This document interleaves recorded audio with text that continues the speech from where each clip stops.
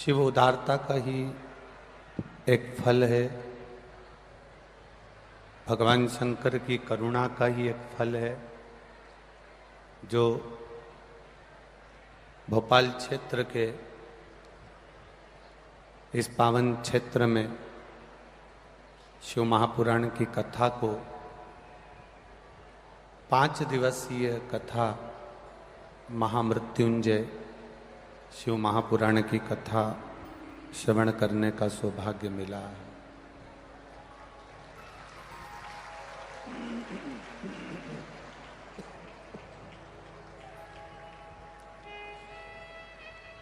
जिस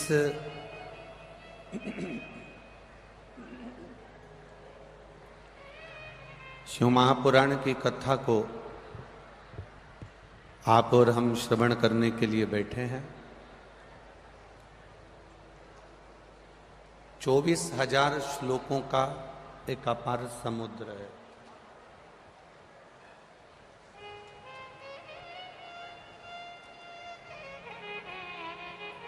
और ज्यादा नहीं,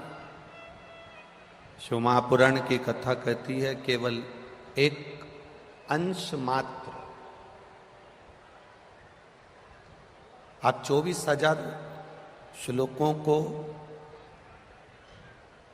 संजोएं ना संजोएं, एकत्रित करें ना करें, इसमें मिठास बिल्कुल नहीं आ रही है। बाबा गला पकड़ रहा है। 24,000 श्लोकों को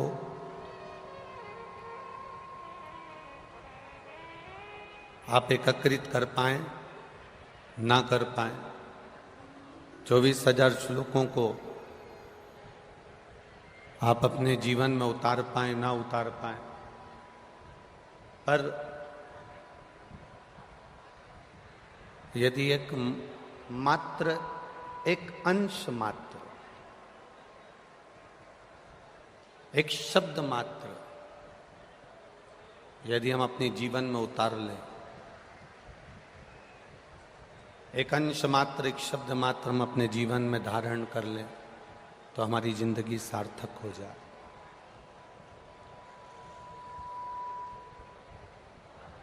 बड़ी मुश्किल से ये मानव की देह प्राप्त होती है,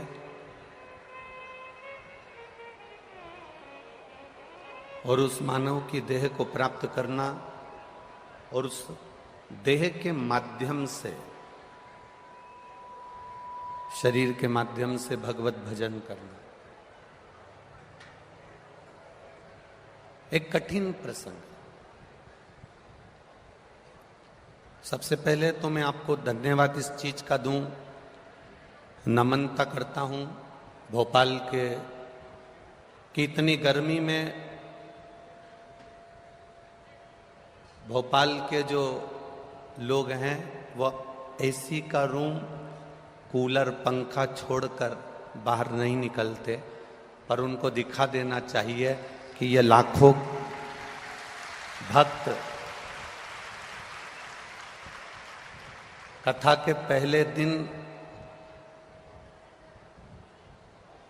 1, 2, 3, 4 और पीछे 5 पंडालों में ऐसा पांव रखने की जगह नहीं जहां पर कोई आकर खड़ा हो जाए, ये स्थिति है।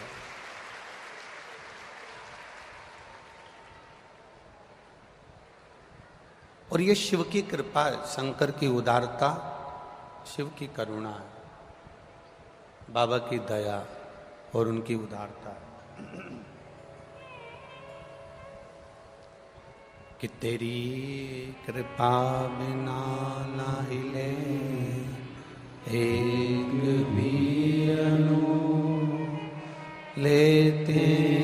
श्वास तेरी कृपा से तनु, बखान क्या करूं मैं राखों के ढेर का, चपटी बहुत में खजाना कुबेर का, हे गंगाधार मुक्ति द्वार ओंकार तू, भोले ओ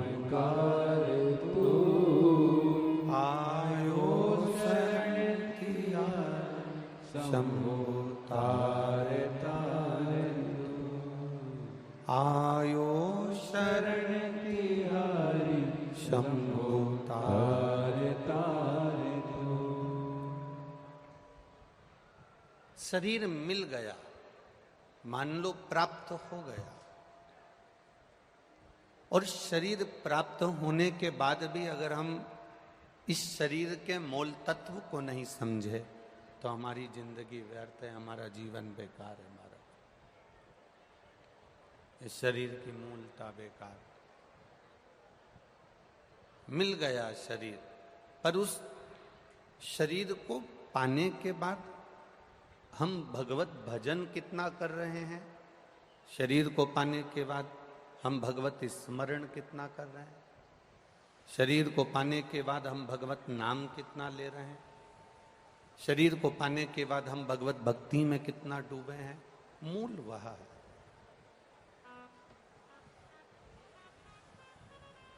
हमारी मूलता वह। एक बात आप अपनी चित्तवृत्ति में उतारिएगा। देवराज नामक का ब्राह्मण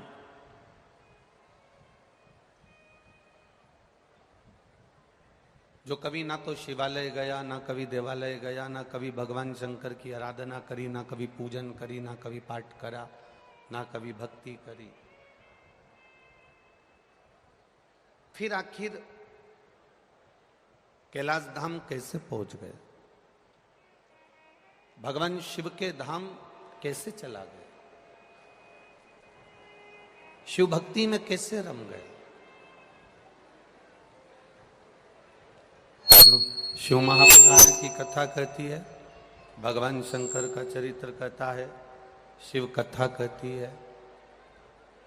भगवान शंकर का पावन चरित्र वर्णन कर रहा है कि आखिर वो देवराज नाम का ब्राह्मण जो कभी ना मंदिर गया, ना कभी देवालय गया, ना कभी शिवालय गया,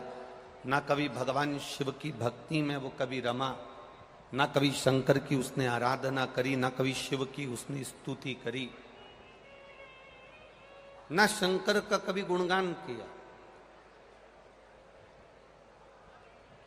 एक शब्द भी शिव के नाम का उसकी जिह्वा पर आया ही नहीं।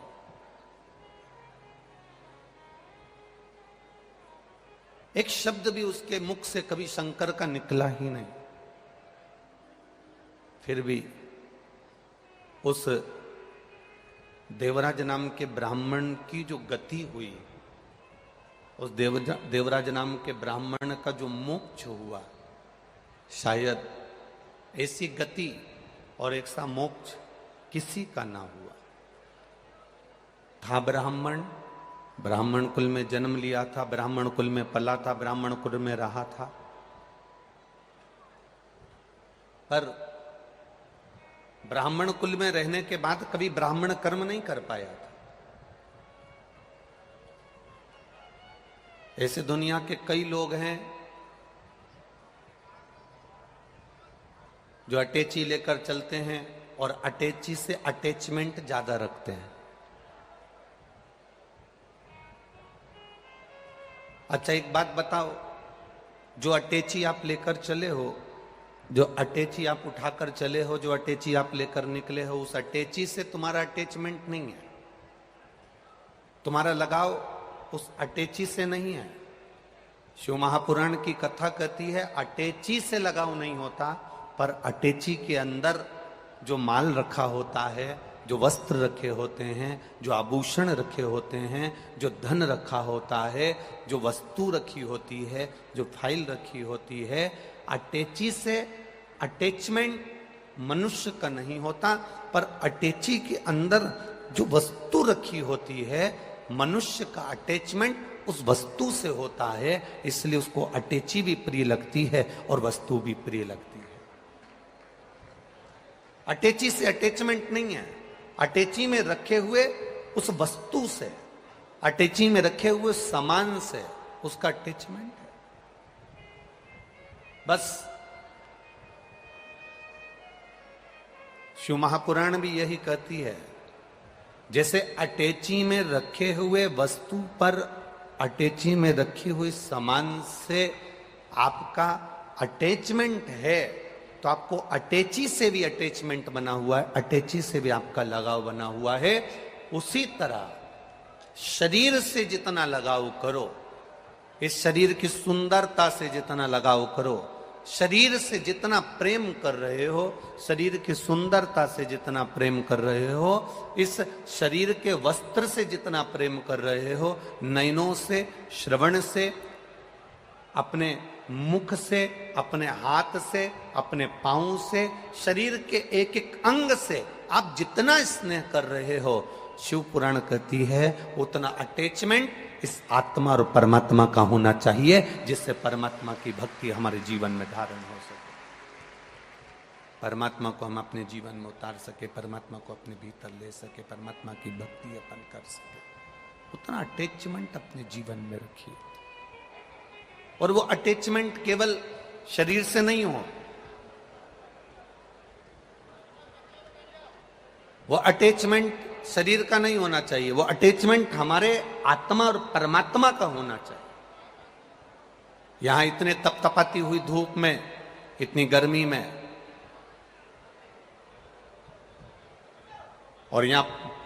ये जो ग्राउंड है, जिस ग्राउंड में कथा हो रही है, नरेला के विधानसभा के अंतर्गत, करुण चौराहे के अंतर्गत ये जो ग्राउंड है, यहां तक पहुंचने से पहले आपकी गाड़ी, आपका वाहन कोई बहुत पास में नहीं छुड़वा दिया, बहुत दूर आपका वाहन खड़ा करवाया, और इतनी दूर खड़ा होने के बाद चलते चलते आप यहां तक पहुंचे हो, तो जरा विचार करना, चलते चलते पैदल चलकर आप यहां तक पहुंचे हो, 1 किलोमीटर, 1.5 किलोमीटर, 2 किलोमीटर दूर तुम्हारा वाहन रुका, और उसके बाद तुम चलकर यहां पहुंचे हो, तो तुम्हारा अटैचमेंट किसी साधारण व्यक्ति से नहीं, तुम्हारा अटैचमेंट महादेव से है, ये निश्चित है। इतनी धूप में, कड़कड़ाती हुई धूप में कोई तुमको 2 किलोमीटर दूर छोड़ दे और कहे यहां से अब तुम्हें पैदल चलना है, और तुम्हें 200 रुपए, 500 रुपए,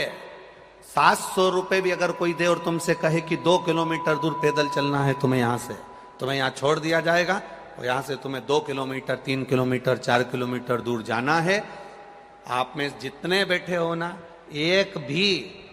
200 रुपए नहीं लेगा और 4 किलोमीटर कड़कड़ाती हुई धूप में नहीं जाएगा। पर ये आपका जो अटैचमेंट देवाधिदेव महादेव से है, आपकी शिव भक्ति से है, वो आपको यहां तक लेकर आया। आपका हृदय, आपका चित्त, आपकी वृत्ति, आपका मन, आपकी बुद्धि, आपका चित्त, आपका चिदानंद स्वरूप, ये शिव से जुड़ा हुआ, शंकर से जुड़ा हुआ। और जब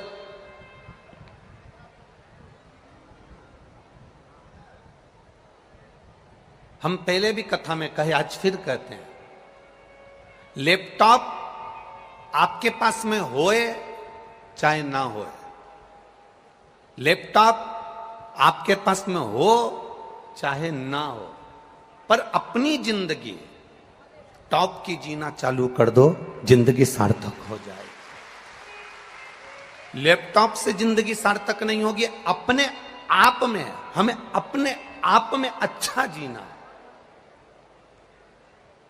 हमें अपने आप में भगवत भजन करना है। हमने पहले भी कथाओं में कहा, आज फिर कहते हैं, 1 रुपया भी तुम्हारे पास में नहीं है, मत दान करो, 1 रुपया भी आप किसी को मत दो, पर निवेदन केवल इतना है कि आप जो रुपया कमाओ उसको अपने शरीर पर, अपने लिए, स्वयं के लिए खर्च करो। बेटा 20,000 का मोबाइल लेकर आ जाता है,